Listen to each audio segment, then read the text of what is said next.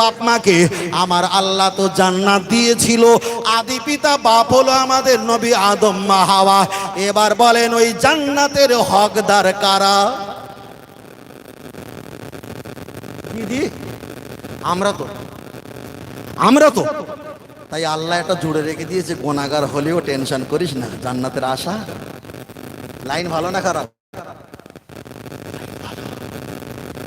যদি বলে এই খাওয়া ফুরিয়ে গেছে এখান থেকে বাড়ি চলে যা, লাইন খারাপ। যদি বলে থাক না, চেষ্টা করছি, লাইন ভালো।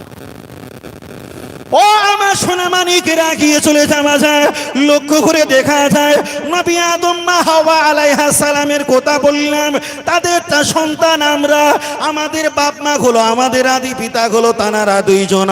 তাহলে আল্লাহ যদি জান্নাত দিয়ে থাকে, আল্লাহ তাদের জান্নাত থেকে বার করে দিয়েছে কিংবা তাদের কারণে তারা বার হয়েছে, এ বিষয় আমার আল্লাহর কাছে ছেড়ে দিলাম। কিন্তু দুনিয়াতে আব্বা মা মারা গেলে জমি জমা ঘর বাড়ি ইমারত সবকিছু যদি ছেলে আর মেয়েরা যদি পায়, আমার আব্বা মা জান্নাত থেকে বার করা হয়েছিল, আমার আব্বা মা দুনিয়াতে চলে এসেছিল, ওই জান্নাতের হকদার তো আমরা ছেলে আর মেয়ে, ছেলে আর মেয়ে। ও বাবাজিরা, হিসাবটা ভালো করে নিয়ে নাও। তাহলে আমার বক্তব্যটা আপনার একটু